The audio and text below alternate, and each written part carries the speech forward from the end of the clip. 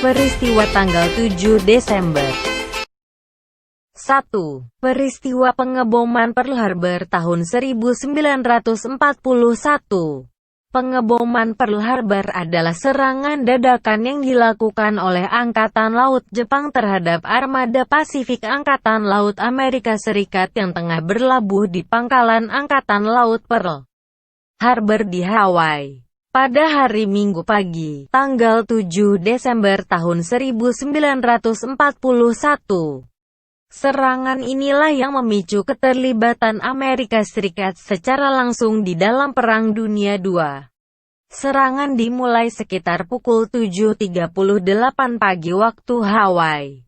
Pangkalan Angkatan Laut Amerika Serikat di Pearl Harbor diserang oleh setidaknya 353 pesawat tempur, pesawat pembom, dan pesawat torpedo dari Angkatan Laut Jepang, dalam 2 gelombang serangan yang diberangkatkan dari 6 kapal induk Angkatan Laut Jepang. Tercatat 8 kapal tempur Amerika mengalami kerusakan parah, yang 4 diantaranya tenggelam. Seluruh kapal tempur tersebut, selain USS Arizona, di kemudian hari dapat diangkat dan diperbaiki, dan 6 diantaranya dapat berdinas kembali dan diturunkan di sejumlah pertempuran dalam Perang Dunia II. Jepang juga menenggelamkan atau merusak 3 kapal penjelajah, 3 kapal perusak, 1 kapal latih anti pesawat udara, dan 1 kapal penyebar ranjau. Serangan ini juga mengakibatkan 188 pesawat terbang Amerika Serikat rusak atau hancur, serta mengakibatkan korban jiwa sebanyak 2.403 korban meninggal dan 1.178 korban luka. Namun demikian, sejumlah fasilitas seperti instalasi penting pangkalan, pembangkit tenaga listrik, galangan kapal, fasilitas pemeliharaan, fasilitas penyimpanan bahan bakar minyak, fasilitas penyimpanan torpedo, dermaga kapal selam, dan bangunan markas pangkalan tidak ikut diserang. Di lain pihak, Jepang hanya kehilangan 29 pesawat, 5 kapal selam mini, dan 65 personel. Selain itu tercatat 1 pelaut Angkatan Laut Jepang, yaitu Kazuo Sakamaki, tertangkap oleh pihak AS. Setelah peristiwa ini, Jepang baru menyatakan perang kepada Amerika Serikat dan memulai kampanye militernya di Asia Pasifik Raya. Serangan ini mengawali keterlibatan Amerika Serikat dalam Perang Pasifik.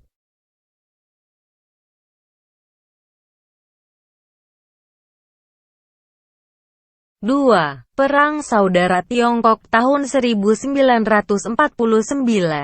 Perang Saudara Tiongkok adalah perang sipil di Tiongkok dengan pertempuran antara pasukan yang loyal kepada pemerintah Republik Tiongkok pimpinan Kuomintang dan pasukan yang loyal kepada Partai Komunis Tiongkok. Perang ini dimulai pada bulan Agustus tahun 1927 bersamaan dengan ekspedisi utara Chiang Kai-shek. Dan secara esensial berakhir ketika pertempuran aktif utama berhenti pada tahun 1950. Konflik ini pada akhirnya menghasilkan 2 negara de facto, Republik Tiongkok di Taiwan dan Republik Rakyat Tiongkok di Tiongkok Daratan, masing-masing secara resmi mengklaim sebagai pemerintahan Tiongkok yang sah. Perang ini merepresentasikan perpecahan ideologis antara pihak komunis PKT dan KMT yang mengusung nasionalisme, yang berlangsung terputus-putus sampai akhir tahun 1937. Ketika kedua belah pihak bersatu untuk membentuk Front Persatuan Kedua untuk melawan invasi Jepang dan mencegah Jepang memperluas invasi yang sudah masuk sebelumnya ke Manchuria pada tahun 1931. Perang Saudara Tiongkok dalam skala penuh berlanjut kembali pada tahun 1946, setahun setelah berakhirnya pertempuran dengan Jepang. 4 tahun kemudian terjadi genjatan pertempuran militer besar Dengan baru saja berdirinya Republik Rakyat Tiongkok yang mengendalikan Tiongkok daratan dan yurisdiksi Republik Tiongkok diantaranya Taiwan, Penghu, Kinmen, Matsu dan beberapa pulau terpencil. Sampai saat ini tidak ada gencatan senjata atau perjanjian damai yang pernah ditandatangani, dan terdapat perdebatan mengenai apakah perang saudara ini telah berakhir secara resmi. Hubungan lintas selat telah terhalang oleh ancaman militer dan tekanan politik dan ekonomi, khususnya atas status politik Taiwan.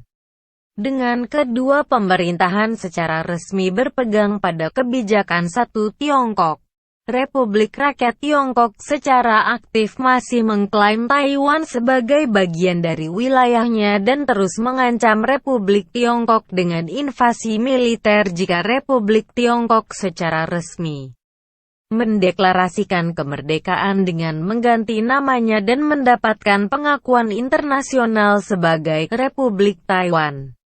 Sebaliknya, Republik Tiongkok membalas dengan mengklaim Tiongkok daratan, dan mereka berdua melanjutkan pertarungan atas pengakuan diplomatik. Saat ini perang sepertinya terjadi pada front politik dan ekonomi dalam bentuk hubungan lintas selat. Namun, kedua negara de facto terpisah ini memiliki hubungan ekonomi yang erat. 3. Lahirnya Titi Kamal tahun 1981, aktris Indonesia. Kurniati Kamalia lahir di Jakarta, tanggal 7 Desember tahun 1981. Dia seorang aktris sinetron dan film berkebangsaan Indonesia. Wanita bertubuh tinggi 169 cm ini pernah bermain di film Ada Apa Dengan Cinta, dan bermain di sinetron Cinta Anak Kampus, Canda serta Pura-Pura Buta. Nama Titi Kamal semakin melambung ketika dia menyanyikan lagu Jablay yang sempat menjadi hit. Karena komitmennya sebagai aktris, Titi hanya menyanyikan lagu itu khusus untuk film Mendadak Dangdut, dan tidak pernah menampilkan atau menyanyikan lagu tersebut untuk penampilan di tempat lain. Ia merupakan anak terakhir dari 5 bersaudara dari pasangan Haji Kamal Badri dan Eli Rosniati yang berasal dari Palembang dan Bengkulu. Semasa bersekolah di SMA Negeri 48 Jakarta, Titi aktif dalam kegiatan teater. Ia merupakan istri dari Christian Sugiono. Mereka menikah pada tanggal 6 Februari tahun 2009 di Perth, Australia. Pada bulan Mei tahun 2013, Christian menyatakan istrinya telah hamil setelah sekian lama menunggu. Pada tanggal 16 November tahun 2013, Titi melahirkan anak lelaki yang diberi nama Arjuna Zayan Sugiono.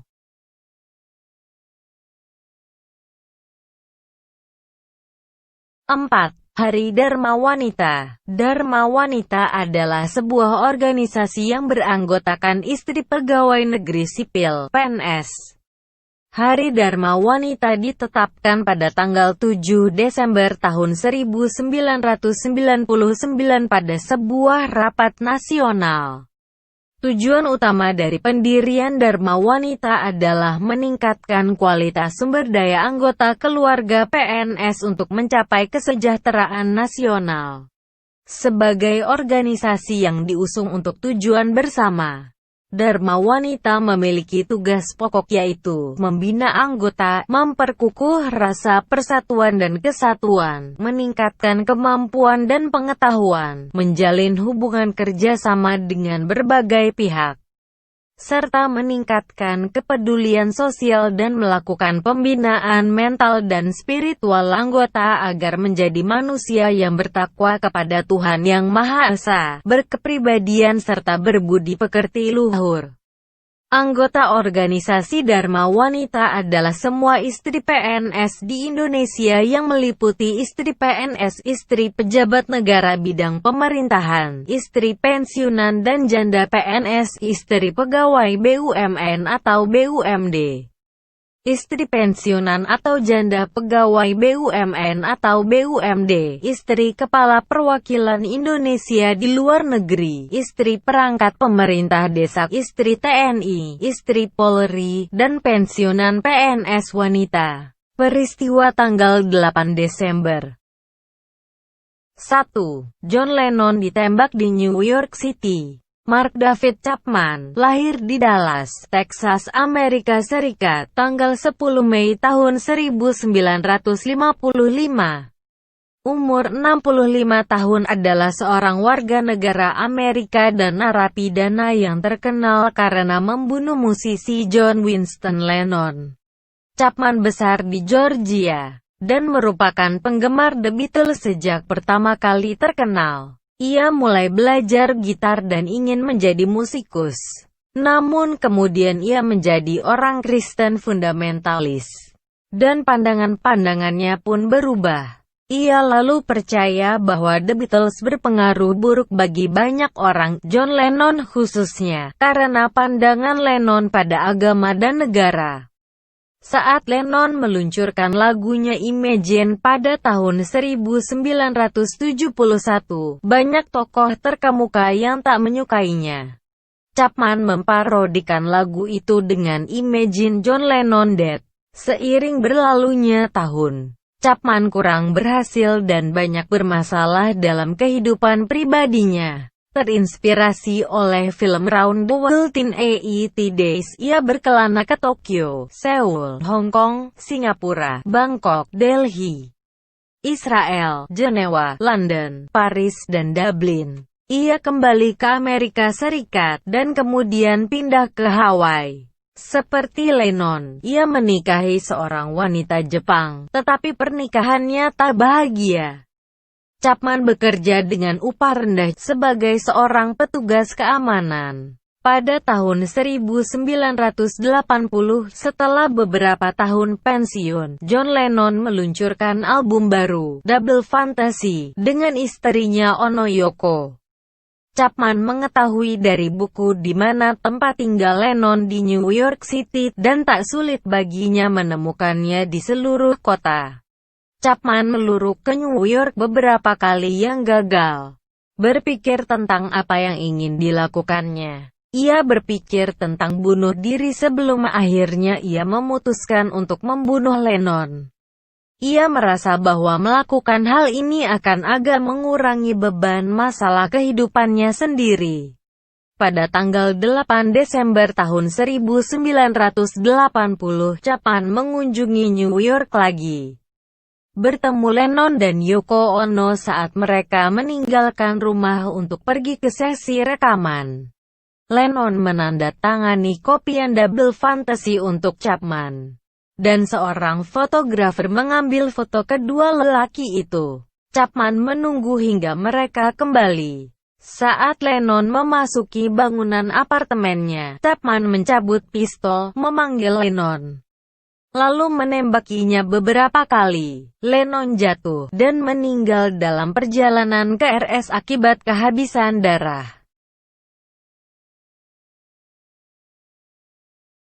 2. Lahirnya Munir Said Thalib, aktivis HAM Indonesia. Munir Said Thalib lahir di Malang, Jawa Timur tanggal 8 Desember tahun 1965, meninggal di Jakarta di dalam pesawat jurusan ke Amsterdam. Tanggal 7 September tahun 2004 pada umur 38 tahun.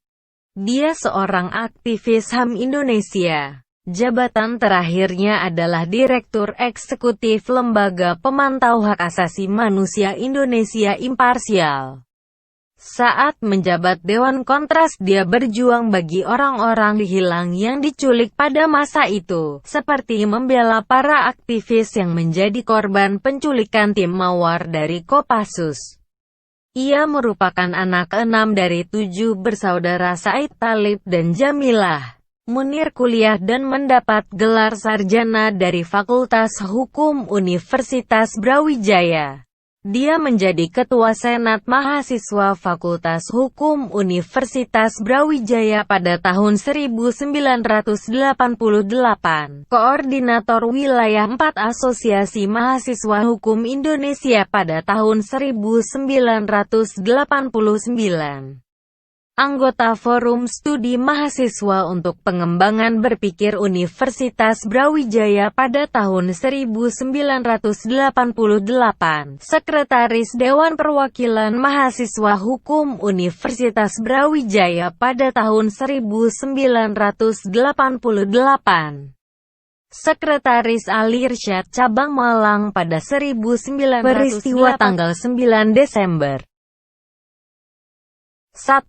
Pembantaian Rawa Gede di Kampung Rawa Gede, Karawang. Pembantaian Rawa Gede adalah peristiwa pembantaian penduduk Kampung Rawa Gede, sekarang terletak di Desa Balongsari, Rawamerta, di antara Karawang dan Bekasi oleh tentara Belanda pada tanggal 9 Desember tahun 1947 sewaktu melancarkan agresi militer pertama. Sejumlah 431 penduduk menjadi korban pembantaian ini. Ketika tentara Belanda menyerbu Bekasi, ribuan rakyat mengungsi ke arah Karawang. Pertempuran kemudian berkobar di daerah antara Karawang dan Bekasi, mengakibatkan jatuhnya ratusan korban jiwa dari kalangan sipil. Pada tanggal 4 Oktober tahun 1948, tentara Belanda melancarkan pembersihan. Dalam peristiwa ini 35 orang penduduk Rawa Gede dibunuh tanpa alasan jelas.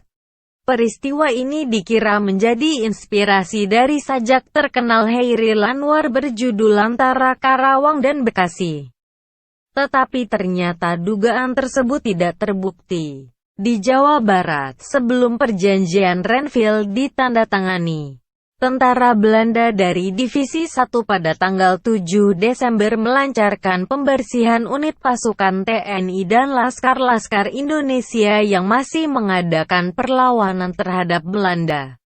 Pasukan Belanda yang ikut ambil bagian dalam operasi di daerah Karawang adalah Detasemen 3-9 RI, Pasukan Para dan 12 Jennieveld Company, yaitu Brigade Cadangan dari Pasukan Para dan DST, Depot Special Troepen. Pada tanggal 9 Desember tahun 1947, sehari setelah perundingan Renville dimulai, tentara Belanda di bawah pimpinan seorang mayor mengepung dusun Rawa Gede dan menggeledah setiap rumah. Namun mereka tidak menemukan sepucuk senjata pun. Mereka kemudian memaksa seluruh penduduk keluar rumah masing-masing dan mengumpulkan di tempat yang lapang. Penduduk laki-laki diperintahkan untuk berdiri berjejer. Kemudian mereka ditanya tentang keberadaan para pejuang Republik. Namun tidak satu pun rakyat yang mengatakan tempat persembunyian para pejuang tersebut. Hari itu tentara Belanda membantai 431 penduduk Rawa Gede, tanpa ada pengadilan, tuntutan ataupun pembelaan. Seperti di Sulawesi Selatan, tentara Belanda di Rawa Gede juga melakukan eksekusi di tempat. Sebuah tindakan yang jelas merupakan kejahatan perang. Diperkirakan korban pembantaian lebih dari 431 jiwa karena banyak yang hanyut di bawah sungai yang banjir karena hujan deras. Pada tanggal 14 September tahun 2011, Pengadilan Dan Hak menyatakan pemerintah Belanda harus bertanggung jawab dan membayar kompensasi bagi korban dan keluarganya. 2. Lahirnya Carlo Azeglio Ciampi, Presiden Italia. Carlo Azeglio Ciampi, lahir tanggal 9 Desember tahun 1920 meninggal tanggal 16 September tahun 2016 pada umur 96 tahun. Dia seorang politikus dan bankir asal Italia. Ia pernah menjabat Perdana Menteri Italia, tanggal 28 April tahun 1993 sampai 10 Mei tahun 1994, dari Independen dan Presiden Republik Italia, tanggal 18 Mei tahun 1999 sampai 15 Mei tahun 2006, tanpa afiliasi partai politik. Mandatnya mestinya berakhir pada tanggal 18 Mei tahun 2006, tetapi ia mengundurkan diri pada tanggal 15 Mei sebelum pengambilan sumpah penggantinya Giorgio Napolitano. Kemudian, ia menjadi senator seumur hidup di Senat Italia. Pada 1960, ia dipanggil untuk bekerja di administrasi pusat Banca d'Italia, di mana ia menjadi sekretaris jenderal pada 1973. Wakil Direktur Jenderal pada 1976, dan Direktur Jenderal pada 1978. Pada Oktober tahun 1979, ia dipilih menjadi Gubernur Banca d'Italia dan Presiden Ufficio Italiano Cambi. Kedua jabatan itu dipegangnya sampai 1993. Dari April tahun 1993 sampai Mei tahun 1994, ia menjabat sebagai Menteri Italia yang mengawasi pemerintahan teknis. Kemudian, sebagai Menteri Keuangan dari 1996 sampai Mei tahun 1999 pada masa pemerintahan Romano Prodi dan Massimo D'Alema, ia dipuji karena mengadopsi mata uang euro. Secara pribadi ia memilih desain Italia untuk koin 1 euro. Ciampi terpilih dengan suara mayoritas dan ia adalah presiden kedua dalam sejarah Italia yang terpilih pada pemungutan suara pertama dalam sebuah sidang pleno dari Dewan Perwakilan dan Senat Italia.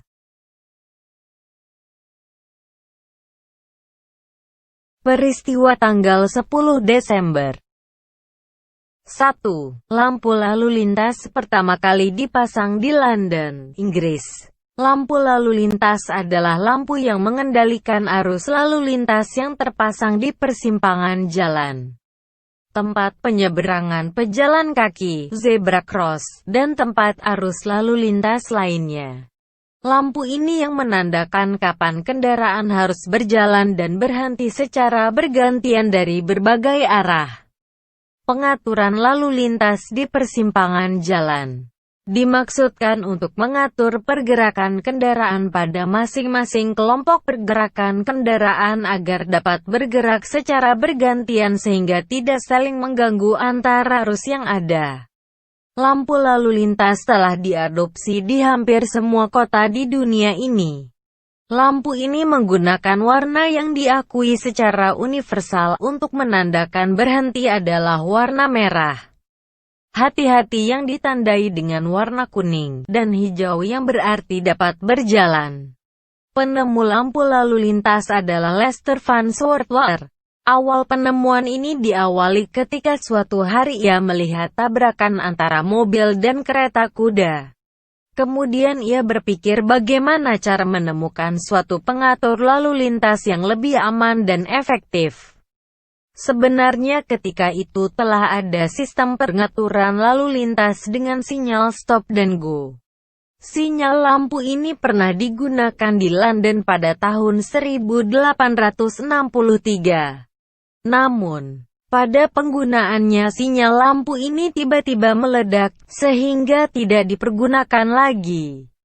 Morgan juga merasa sinyal stop dan go memiliki kelemahan, yaitu tidak adanya interval waktu bagi pengguna jalan sehingga masih banyak terjadi kecelakaan.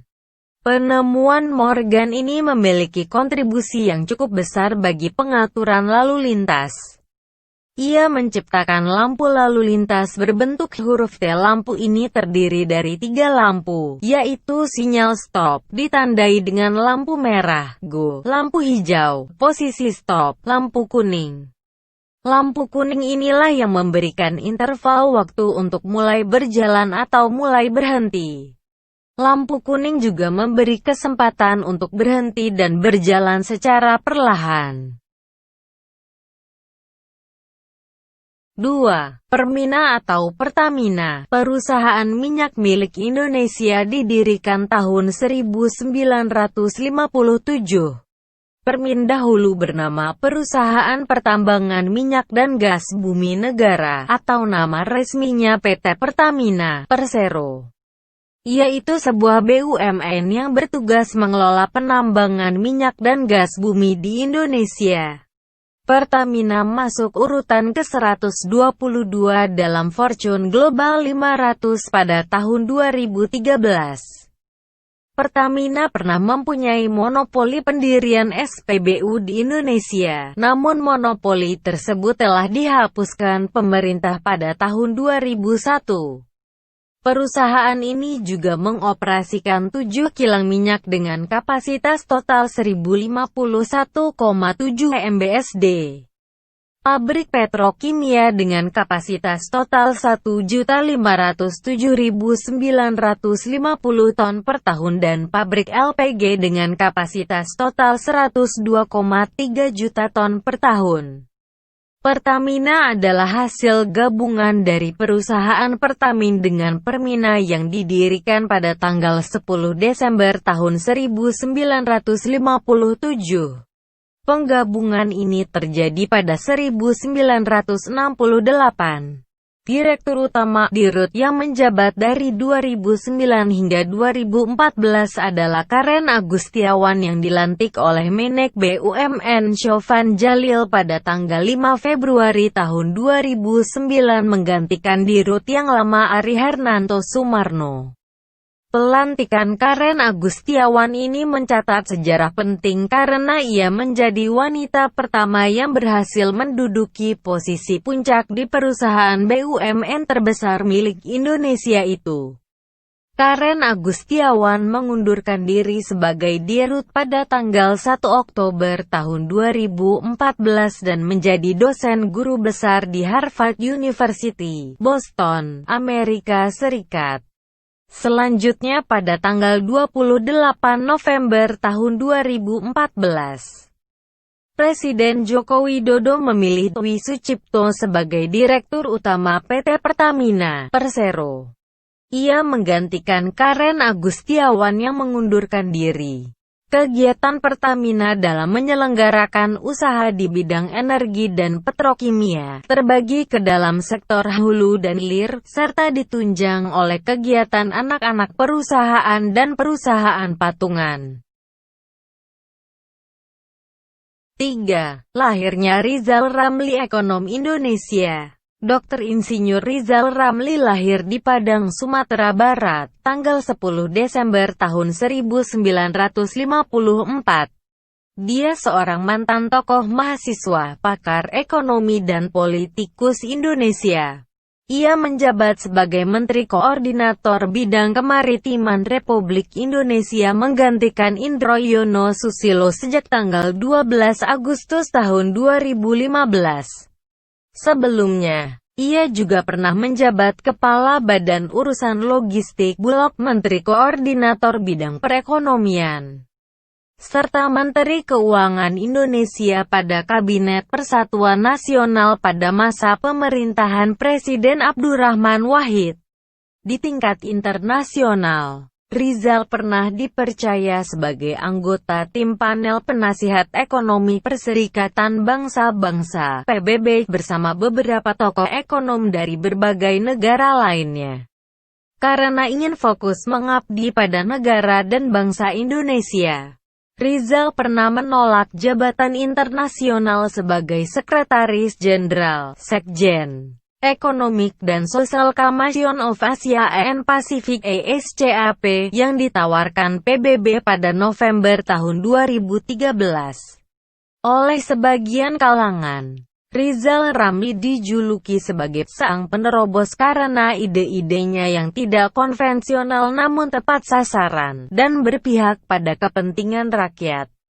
Ia juga pernah didaulat sebagai Ketua Umum Kamar Dagang dan Industri Indonesia, Kadin Indonesia, tandingan pada September tahun 2013, setelah terjadinya perpecahan dalam tubuh organisasi itu.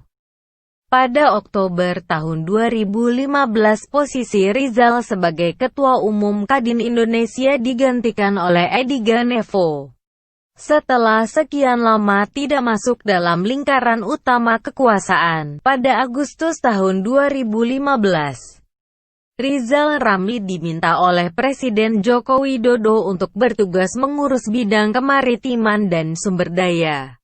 Walau sudah berada dalam pemerintahan, sikap kritis Rizal tidak berubah. Ia sering melontarkan kritik pedas, yang diistilahkan kepret, terhadap sesuatu yang dianggapnya tidak berpihak pada kepentingan bangsa dan negara, sehingga ia mendapat julukan baru, Raja Wali Ngepret.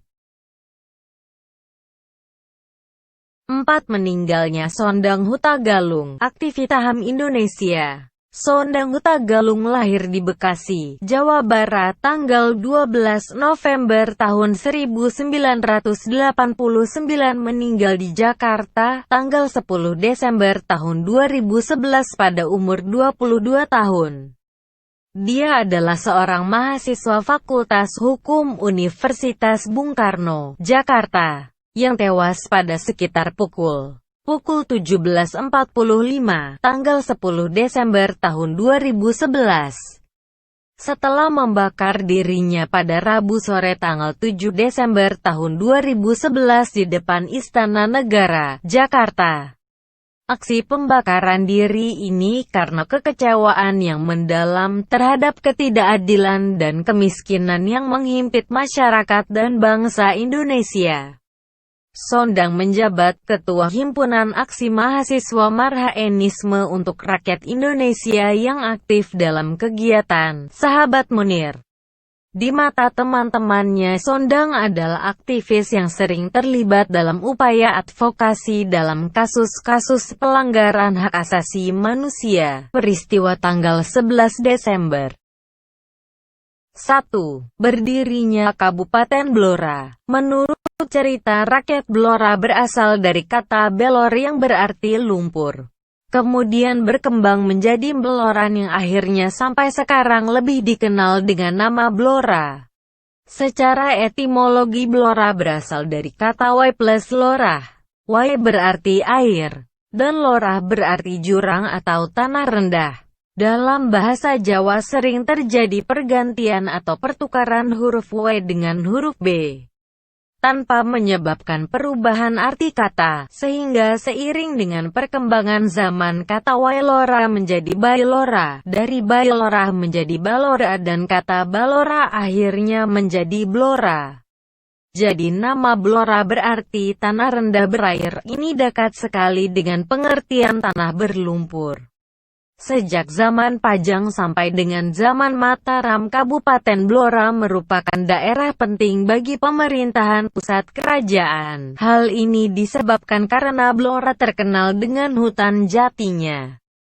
Blora mulai berubah statusnya dari apanage menjadi daerah kabupaten pada hari Kamis Kliwon, tanggal 2 Surat tahun Alif 1675, atau tanggal 11 Desember tahun 1749 Masehi, yang sampai sekarang dikenal dengan hari jadi Kabupaten Blora. Adapun bupati pertamanya adalah Wilatika. Perlawanan rakyat Blora yang dipelopori petani muncul pada akhir abad ke-19 dan awal abad ke-20. Perlawanan petani ini tak lepas dari makin memburuknya kondisi sosial dan ekonomi penduduk pedesaan pada waktu itu.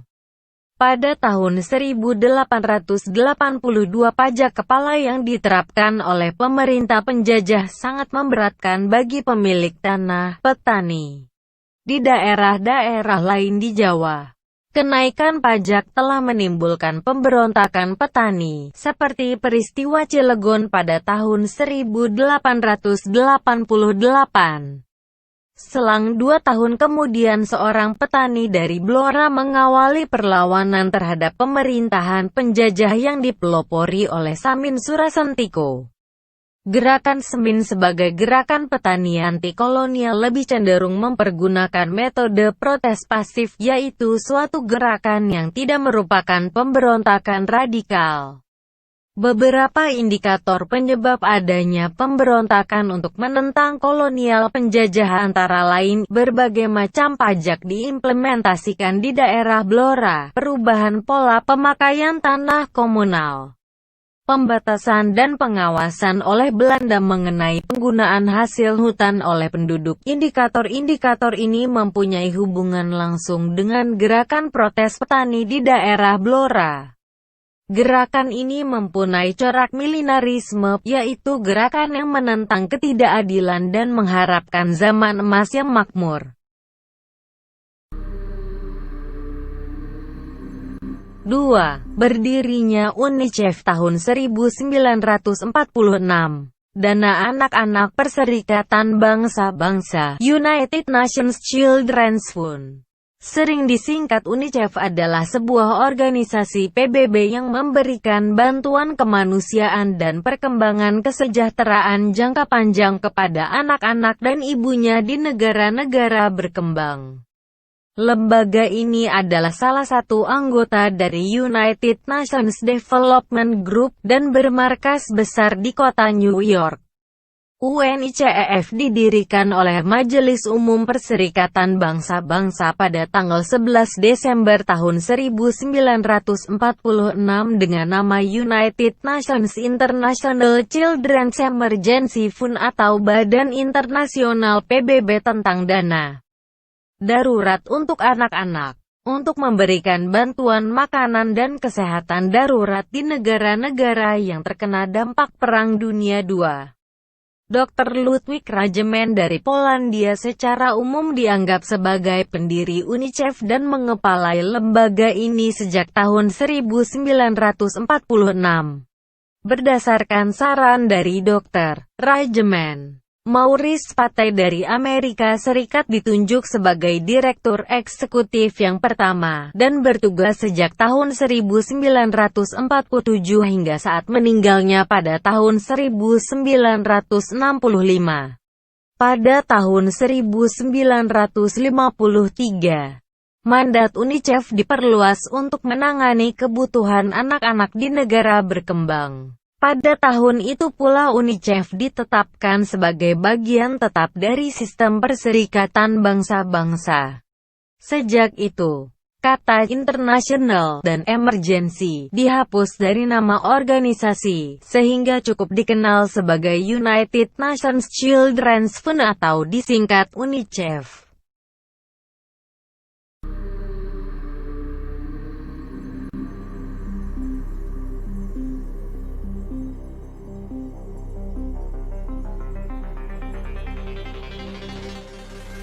Tiga. Kelahiran Rhoma Irama, penyanyi Indonesia 1946. Raden Haji Oma Irama yang populer dengan nama Rhoma Irama lahir di Tasikmalaya, tanggal 11 Desember tahun 1946. Dia seorang musisi dangdut dari Indonesia yang berjulukan Raja Dangdut. Pada tahun 70-an, Rhoma mulai dikenal sebagai bintang film kanak-kanak Jenderal Kancil, sekitar tahun 1958. Karirnya di musik dimulai sejak ia usia 11 tahun. Rhoma sudah menjadi penyanyi dan musisi ternama setelah jatuh bangun dalam mendirikan band musik, mulai dari band Gayan tahun 1963. Tak lama kemudian, ia pindah masuk Orkes Candraleka, sampai akhirnya membentuk band sendiri bernama Soneta yang sejak tanggal 13 Oktober tahun 1973 mulai berkibar bersama grup Soneta yang dipimpinnya. Rhoma tercatat pernah memperoleh 11 Golden Record dari kaset-kasetnya. Berdasarkan data penjualan kaset dan jumlah penonton film-film yang dibintanginya. Penggemar Roma tidak kurang dari 15 juta atau 10% penduduk Indonesia. Ini catatan sampai pertengahan 1984. Tak ada jenis kesenian mutakhir yang memiliki lingkup sedemikian luas. Tulis majalah Tempo, tanggal 30 Juni tahun 1984. Sementara itu, Roma sendiri bilang, "Saya takut publikasi." Ternyata, saya sudah terseret jauh. Rhoma Irama terhitung sebagai salah satu penghibur yang paling sukses dalam mengumpulkan massa. Rhoma Irama bukan hanya tampil di dalam negeri tetapi ia juga pernah tampil di Kuala Lumpur, Singapura, dan Brunei dengan jumlah penonton yang hampir sama ketika ia tampil di Indonesia. Sering dalam konser Rhoma Irama, penonton jatuh pingsan akibat berdesakan. Orang menyebut musik Rhoma adalah musik dangdut, sementara ia sendiri lebih suka bila musiknya disebut sebagai irama Melayu.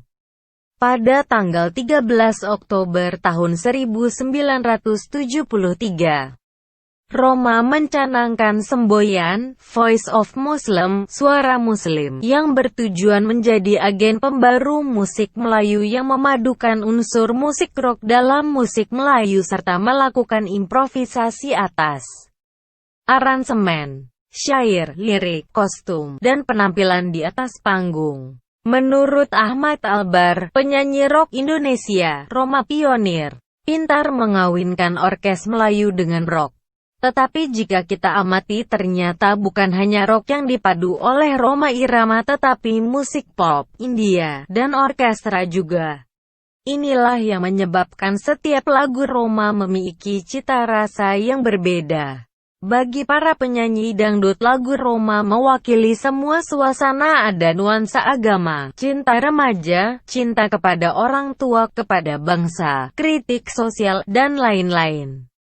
Mustahil mengadakan panggung dangdut tanpa menampilkan lagu Bang Rhoma, karena semua menyukai lagu Rhoma. Begitu tanggapan beberapa penyanyi dangdut dalam suatu acara TV.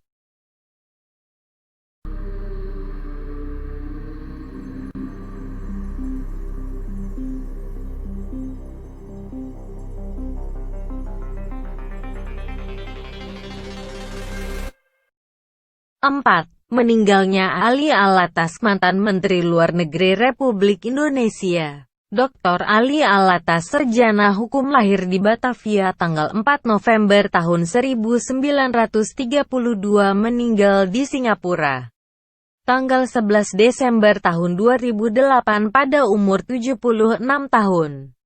Dia seorang diplomat Indonesia yang pernah menjabat sebagai Menteri Luar Negeri Republik Indonesia tahun 1988 sampai tahun 1999 di bawah Presiden Soeharto dan B.J. Habibie.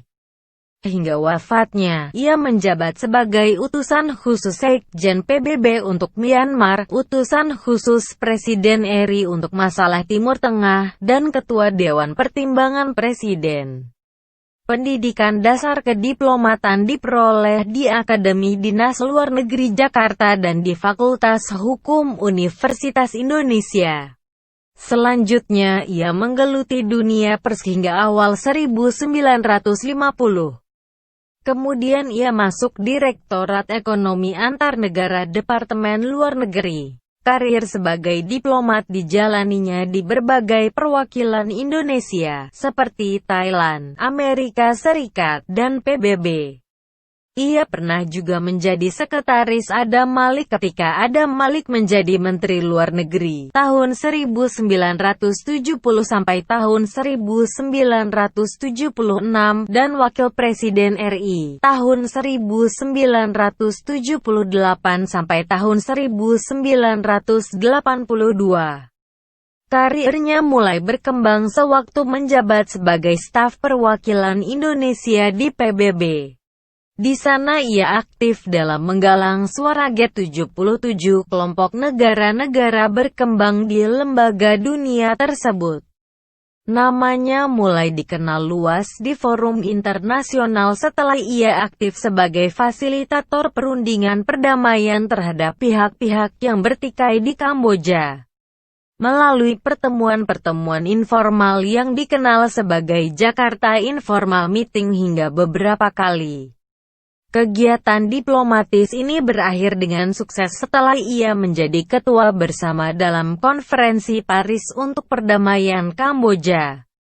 Sumbangsi lain yang tidak terlalu diamati luas oleh pers tetapi signifikan adalah sebagai fasilitator dan penghubung dalam perundingan pemerintah Filipina dengan MNLF yang berakhir dengan perdamaian. Pada tahun 1996, Ali Alatas adalah orang terdepan dalam kepemimpinan Indonesia untuk gerakan non-blok pada tahun-tahun 1992 sampai tahun 1995. Lewat usahanya lah Indonesia dapat ikut melobi G7 kelompok negara-negara industri terkemuka untuk mau menghapus hutang beberapa negara berkembang dan bekerja sama dengan mempertimbangkan kesetaraan. Namun, sebagai diplomat ia harus menghadapi ujian berat membela kebijakan yang ditempuh Indonesia terhadap permasalahan Timur Timur. Ali Alatas merupakan keturunan blasteran dari Arab Hadrami, Yaman, dan Sunda. Ia memiliki kakek yang merupakan pedagang pada era Hindia Belanda, yakni Abdullah bin Alwi Alatas. Alex. Begitu ia akrab dipanggil, menikah dengan Junisa dan pasangan ini dikaruniai 3 orang anak. Sebagai diplomat, ia dikenal akrab kepada semua kalangan, baik pejabat maupun petugas keamanan. Ia dilaporkan biasa mengobrol dengan petugas keamanan di PBB sewaktu merokok di luar gedung. Ia wafat di Rumah Sakit Mount Elizabeth di Singapura pada tanggal 11 Desember tahun 2008 pukul 7.30 waktu setempat setelah mendapat serangan jantung pada tanggal 20 November tahun 2008.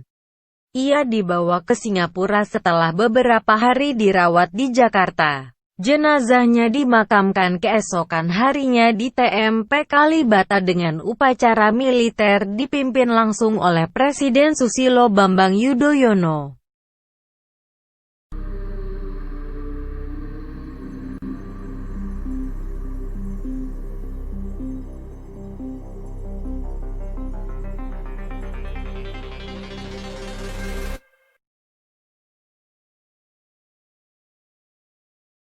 Peristiwa tanggal 12 Desember 1. Kenya merdeka dari Britania Raya tahun 1963. Kenya adalah sebuah negara yang terletak di benua Afrika, tepatnya di Afrika Timur.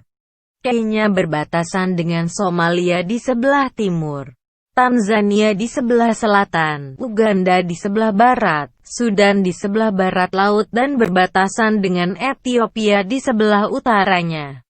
Sedangkan di sebelah tenggara Kenya adalah Samudra Hindia. Ibu kota Kenya adalah kota Nairobi. Dalam sejarahnya, Kenya merupakan negara koloni Inggris yang merdeka pada tanggal 12 Desember tahun 1963. Namun sebelum pendudukan Inggris di Kenya, negara Eropa yang pertama menjelajahi Kenya sebelum Inggris adalah negara Portugal yang mengunjungi Mombasa pada 1498. Portugal secara resmi mengendalikan Kenya sejak tahun 1505. Pada tahun Jerman membentuk protektorat di wilayah pesisir Sultan Zanzibar pada tahun 1885 dan kemudian diikuti oleh Inggris yang membentuk protektorat Afrika Timur pada tahun 1895. Luas wilayah Kenya adalah sebesar 580.367 km persegi dengan jumlah penduduk sebanyak 53.527.936 jiwa, 2020. Mayoritas penduduk Kenya adalah Kikuyu, Luhya, Kalenjin, Luo, Kamba, Somali, Kisii, Mijikenda, Meru, Masai dan Turkana yang sebagian besarnya merupakan pemeluk agama Kristen dan Islam. Bahasa resmi Kenya adalah bahasa Inggris dan bahasa Kiswahili. Sistem pemerintahan Kenya adalah sistem pemerintahan republik presidensial yang kepala negara dan kepala pemerintahannya adalah presiden. Presiden Kenya dipilih secara langsung oleh rakyatnya untuk masa jabatan 5 tahun dan dapat menjabat sebanyak 2 periode saja apabila terpilih kembali.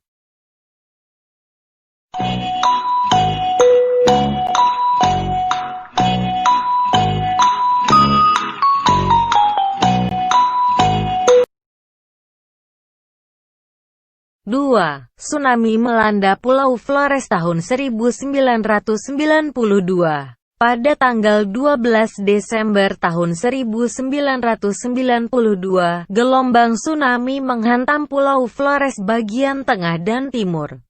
Selain menyebabkan kehancuran infrastruktur, bencana tsunami tersebut juga merenggut ribuan jiwa. Lebih dari 1.300 orang dinyatakan meninggal. 500 orang hilang dan ribuan bangunan rusak baik itu karena terjangan ombak atau terkena reruntuhan gedung. Gelombang setinggi 6-25 meter menyapu wilayah daratan hingga sejauh 300 meter setelah gempa berkekuatan 7,5 skala Richter mengguncang wilayah yang masuk dalam Provinsi Nusa Tenggara Timur ini.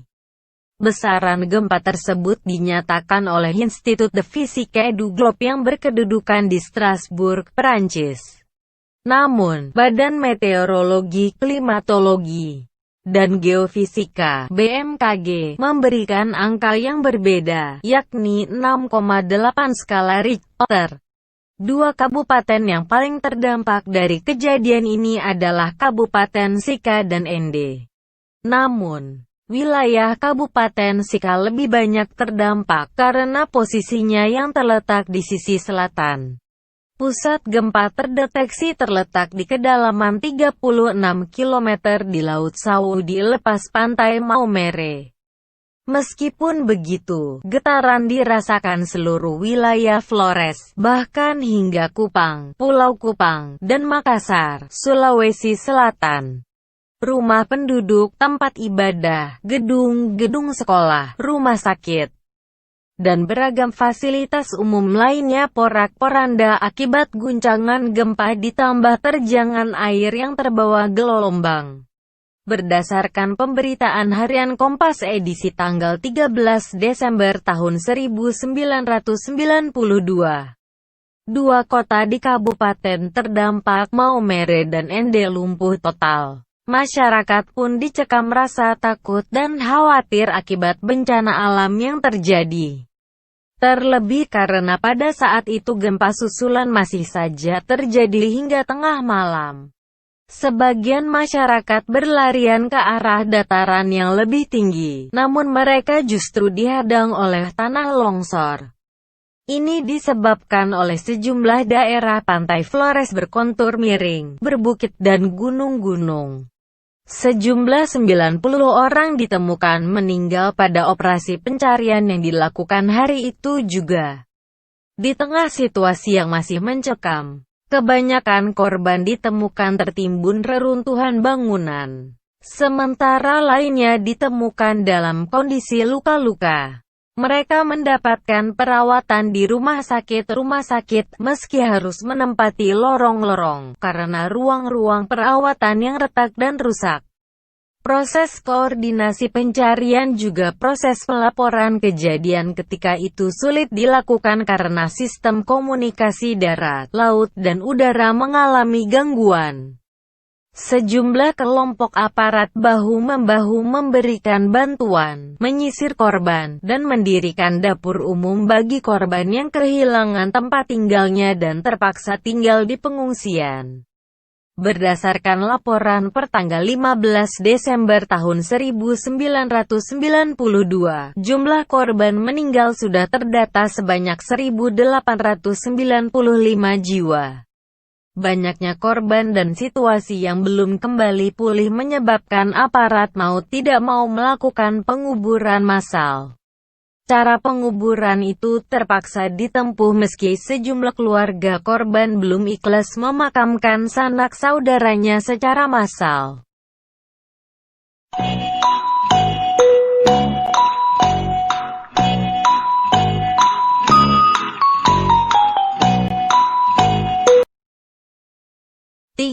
Lahirnya Desy Ratnasari, aktris dan penyanyi Indonesia. Hajah Desy Ratnasari lahir di Sukabumi, Jawa Barat tanggal 12 Desember tahun 1973.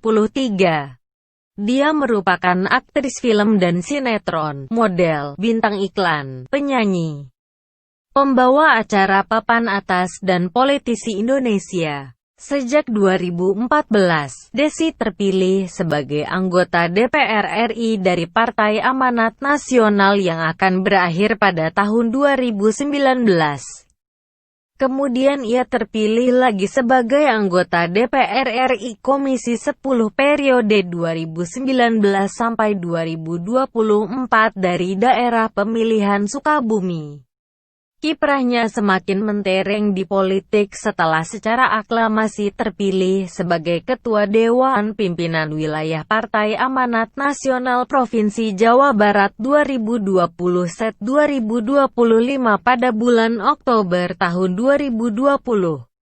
Pada era 1990-an, artis yang selalu bermain protagonis ini bertahta sebagai artis papan atas dan termahal yang menguasai jagat hiburan Indonesia melalui penampilannya dalam berbagai peran layar kaca yang menyedot perhatian publik dan berating tinggi. Itu terbukti dengan selalu masuknya nama Desy dalam berbagai penghargaan di tanah air. Desy juga menjadi artis pertama Indonesia yang dibuat cap tangannya untuk disimpan di Planet Hollywood Jakarta. Desy hingga saat ini pun masih merupakan salah satu artis papan atas dan terpopuler di Indonesia sejak awal tahun 1990-an dan masih eksis di tengah gempuran bintang-bintang baru dan berwajah Indo. Desy dianggap merupakan ikon kecantikan wajah Indonesia asli.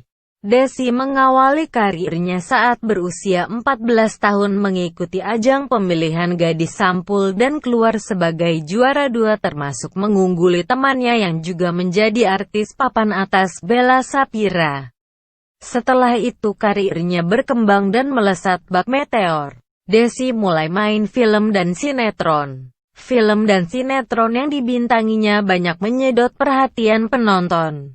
Di antaranya Olga dan Sepatu Roda bersama Nike Ardila dan Mandra, Blok M bersama Paramita Rusady, Pesta bersama Ari Wibowo, Si Kabayan Mencari Jodoh sebagai Nyi Iteng bersama Didi Petet, serta film Yosua Oh Yosua bersama aktor cilik Yosua Suherman dan Anjasmara.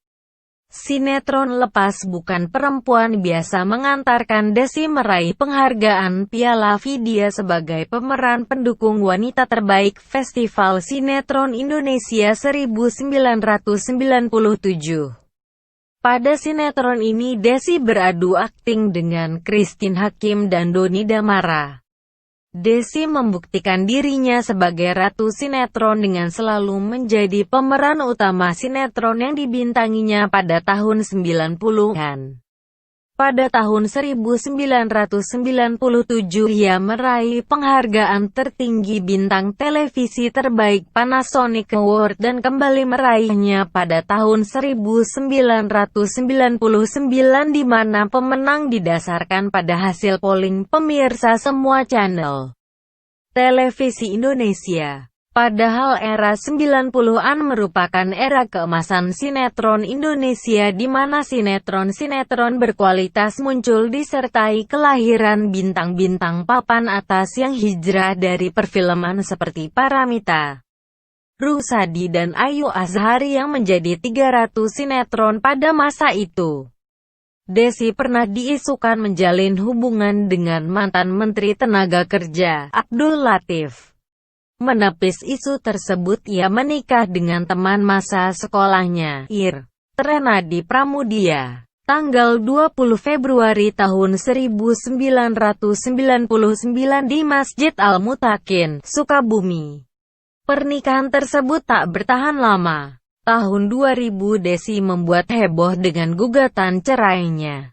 1 tahun setelah bercerai dari seorang pegawai kantoran biasa, tanggal 19 Agustus tahun 2001 Desi menikahi seorang pengusaha kaya bernama Semi Hamzah.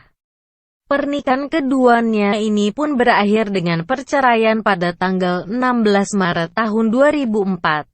Dari hasil pernikahan keduanya, Desi dikarunia seorang anak, Nasiwan Natania Hamzah, lahir tanggal 21 Juli tahun 2002. Desi juga pernah menjalin hubungan dengan Irwan Denny Musri, seorang pengusaha jam mewah.